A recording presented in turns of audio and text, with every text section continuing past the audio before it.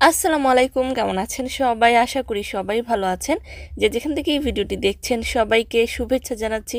আজকের ভিডিওতে জানিয়ে দিব কুয়েতের সর্বশেষ খবর। প্রথমেই জানিয়ে দিচ্ছি কুয়েতস্থ বাংলাদেশ দূতাবাসের আপডেট। পবিত্র ঈদ উল ফিতরের ছুটি উপলক্ষে কুয়েতস্থ বাংলাদেশ দূতাবাস ঘোষণা করেছে যে যদি 30শে মার্চ পবিত্র ঈদ উল ফিতরের প্রথম দিন হয় তবে 30শে মার্চ হতে 1লা এপ্রিল পর্যন্ত ঈদের ছুটি থাকবে এবং 2রা এপ্রিল থেকে দূতাবাস যথারীতি খোলা থাকবে। আর যদি 31শে মার্চ পবিত্র ঈদ উল ফিতরের প্রথম দিন হয় তবে 30শে মার্চ হতে 3 এপ্রিল পর্যন্ত দূতাবাস বন্ধ থাকবে এবং 6 এপ্রিল 2025 থেকে দূতাবাস যথারীতি চালু থাকবে। দূতাবাস হতে আরও ঘোষণা করা হয়েছে যে পবিত্র ঈদ উল ফিতর উপলক্ষে কুয়েতে বসবাসরত বাংলাদেশি প্রবাসীদের সাথে কুয়েতে নিযুক্ত বাংলাদেশের মাননীয় রাষ্ট্রদূত মেজর জেনারেল সৈয়দ তারেক হোসেন ঈদের পর দিন সকাল 10 ঘটিকা থেকে দুপুর 1 ঘটিকা পর্যন্ত সকলের সাথে শুভেচ্ছা বিনিময় করবেন তার সরকারি বাসভবন বাংলাদেশ হাউসে, যার ঠিকানা হলো আল রওদা এলাকায়, বাড়ি নং 3, রোড নাম্বার 12, ব্লক নাম্বার 1। উক্ত অনুষ্ঠানে প্রবাসী বাংলাদেশিদের সাদরে আমন্ত্রণ জানানো হয়েছে। অন্যদিকে পবিত্র ঈদ উল ফিতরের চাঁদ দেখা উপলক্ষে কুয়েতের সায়েন্টিফিক সেন্টার থেকে জানানো হয়েছে যে চলমান আবহাওয়া পরিস্থিতি পর্যবেক্ষণ করে বলা যাচ্ছে যে কুয়েত সহ সৌদি আরব সহ আরব গালফের অন্যান্য দেশগুলোতে 29শে মার্চ শনিবার শাওয়াল মাসের চাঁদ দেখা কিছুটা অসম্ভব, কারণ চাঁদ সূর্যের আগেই অস্ত যাবে।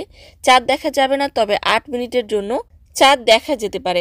সেই হিসেবে 30শে মার্চ অর্থাৎ 29 রোজার পরই পবিত্র শাওয়াল মাসের প্রথম দিন অর্থাৎ ঈদ উল ফিতর উদযাপিত হবে বলে আশা করা যাচ্ছে।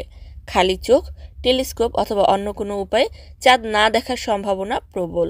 অন্যদিকে কুয়েতের সেন্ট্রাল ব্যাংকগুলো ছুটি সম্পর্কে ঘোষণা করেছে যে 30শে মার্চ পবিত্র ঈদ উল ফিতর হলে 2রা এপ্রিল ব্যাংকগুলো খোলা থাকবে, আর 31শে মার্চ ঈদ উল ফিতর হলে 3রা এপ্রিল অর্থাৎ বৃহস্পতিবার থেকে ব্যাংকগুলো খোলা থাকবে।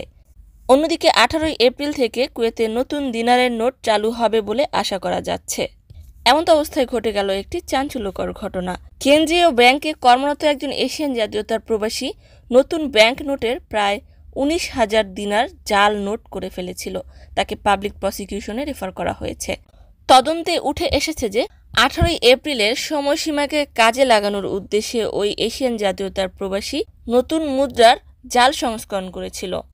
আর্থিক জরিমানা, কারাদণ্ড সহ তার বিরুদ্ধে কঠোর আইনি ব্যবস্থা নেওয়া হবে।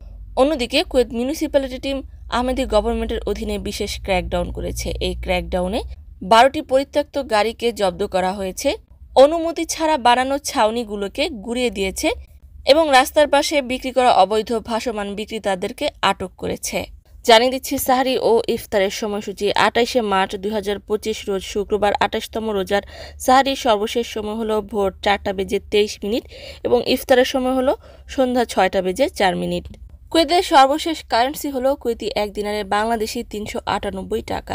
সর্বশেষ গোল্ড প্রাইস হলো 1 গ্রাম 22 ক্যারেট স্বর্ণের দাম 27 দিনার 800 পয়সা। কারেন্সি এবং গোল্ড প্রাইস সময়ের তারতম্যে কম বেশি হতে পারে। সম্মানিত ভিউয়ার্স, আজকের মতো এই ছিল আপডেট। পুরো ভিডিওটি দেখার জন্য ধন্যবাদ।